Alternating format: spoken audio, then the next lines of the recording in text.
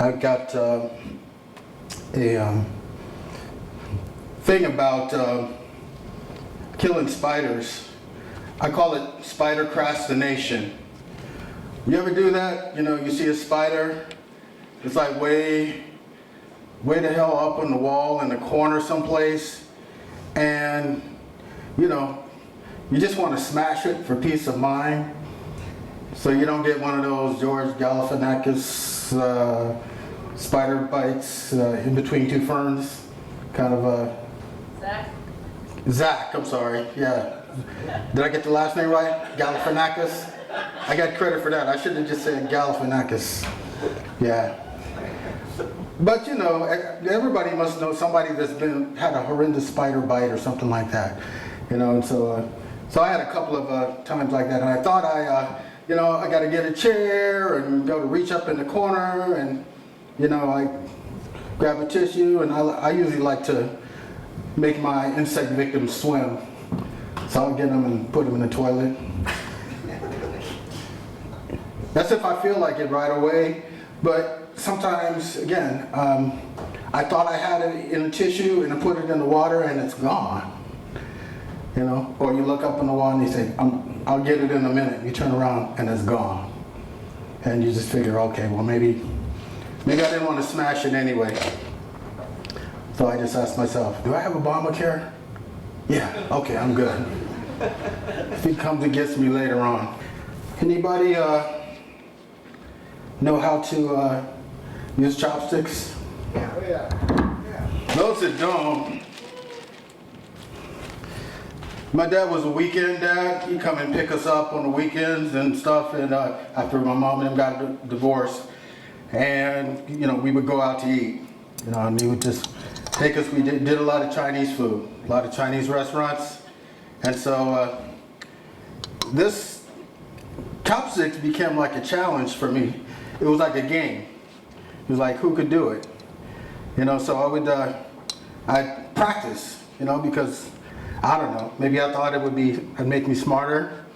You know, some of my Asian classmates were really good grades and stuff like that. Really good at school, and, you know, I did too, yeah. I thought it would rub off, and you know, it did, maybe not as much. Maybe I didn't eat as much because I'm overeducated and unemployed. And I think some of them may be gainfully employed. So anyway, you know, I started out, it was really frustrating, but I was better than my brother and sister. You know, I would do like a couple of grains at a time, trying to, you know, I'm being hungry and everything like that, but then I figured, you know, okay, look, I'm gonna stop dieting or whatever, you know, and then I started looking at other folks, and then I started figuring out how to cheat. There's a way, if you don't know how to do chopsticks, don't worry about it. The secret is the bowl. You get the bowl up to your face, and you hold it up, and you shovel, and you rake that sucker in your mouth.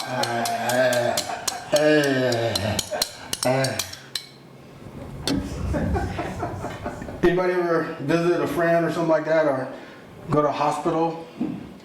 Not a fun thing to do. Not a fun thing to do, but I started realizing that, you know, if I get from the hospital for whatever reason, I want my friend to come and save me. You know, in the hospitals, you can like, there's like a code of silence amongst the nurses. You know, what happened to him? I don't know. Well, if you don't snitch, I won't snitch. You know, and you can just end up, my friend, he had to go in there, they had to do some checking on his heart and everything like that. And they found out that the nurse that was there for that evening, she didn't know how to use the equipment. And if your nurse doesn't know how to use the equipment, that's like you getting on a bus and the bus driver says, how does this work? You know, or getting on an airplane and the pilot goes, I'm not sure how to fly this, but let's see what happens. See how far we can get. And so, you know, the nurse is just saying, you know, and I look at my friend and I said, man, you know, you need something more than just good luck or something like that, you know. I'm going to be in the lobby praying for you. And it was just, amazing too because I was afraid to take a nap because there was always so many mistakes and everything like that I thought maybe if I was taking a nap, they might mistaken me for an organ donor and go, hey, we got a hot one in the lobby, bring him back. Get those kidneys and spleens out of them. We have somebody waiting. Switching to politics now, the presidential cycle gets longer and longer. And what's kind of fun right now, I guess they've added to the presidential auditioning is dodging the shoe. I mean, George Bush is one thing I respected about him was, did you see how that dude, he was commander-in-chief because he knew how to dodge those shoes. He Saudi Arabia or someplace and he was out there, and I know Bill Clinton, I know he knew how to dodge the shoe after, I'm sure Hillary threw many heels at him. He was commander-in-chief. And Hillary dodged a hit of attempt with the shoe. But I feel sorry for some other folks that I don't think that, they want to be president, but I don't know, they're intellectually an artful dodger, but physically, I don't know if they're up to snuff. I'm thinking like maybe Chris Christy, until he loses like maybe like 100 more pounds or something like that, I think he's gonna have a hard time. Somebody throw a shoe, just like. There was an interesting thing in the media.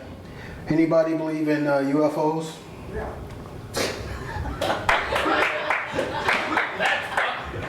Unidentified effing objects. Yeah. Yeah, I think last week, that Jimmy Kimmel did an interview with ex-President Bill Clinton, and I think he was saying it without saying it, that, hey, something's up with this. And, but there was some outtakes that I don't think everybody got to see of the interview that Jimmy Kimmel did with Bill Clinton. And just some excerpts from it. Bill Clinton, he pretty much said, hey Jimmy, he says, I think there is definitely alien life amongst those here in Portland, Oregon. And folks that have had a neighbor from hell, I think that's evidence that that's the case. I also know that I love playing the fantasy of Captain Kirk from Star Trek, where he gets any woman he wants. And I always have fantasies about that green woman, purple women, and excuse me. The main thing we have to do is get Hillary elected. And if she asks, Jimmy, if she asks you anything about me and having sex with alien women, I want you to let them know I did not have sexual relations with those alien women. I'm TREE, you know me. My mama is Mother Nature. If mama doesn't like you, she makes it rain and she hits you with lightning. Sometimes I hear mama, Mother Nature, scream out, "Stop fracking me! Stop fracking me! Stop oil drilling!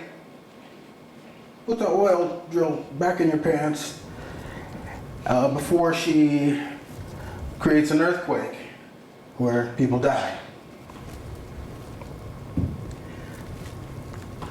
It's okay to laugh at that one if you thought it was funny. This isn't spoken word. We're just playing right now. And I'm a tree. I'm TREE. I'm talking to you. How many times do you have a tree actually talk to you? Every day. First time. Okay. I want what she's drinking. She has a tree talking to her every day. Okay, that's good. It's a red tree. We have to start a conversation. Okay. Well, when dogs pee on my tree bark, I wish I could kick them in the nuts with my roots and make them bark too.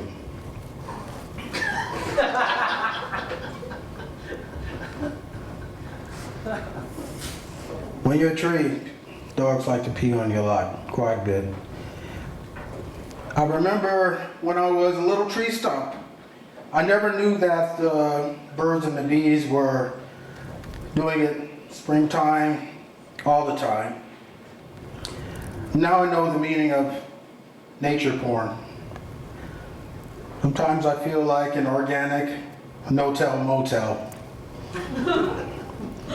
Birds, bees, and squirrels have all started families in my tree.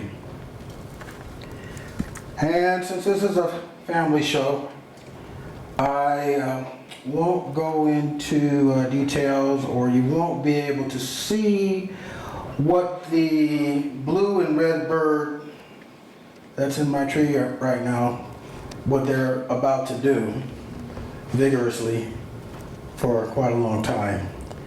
So at this point, we will say, until we speak again, TREE, you know me.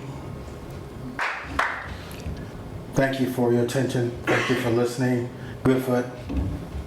I like to experiment with different things, so thank you for your attention. Have a good night.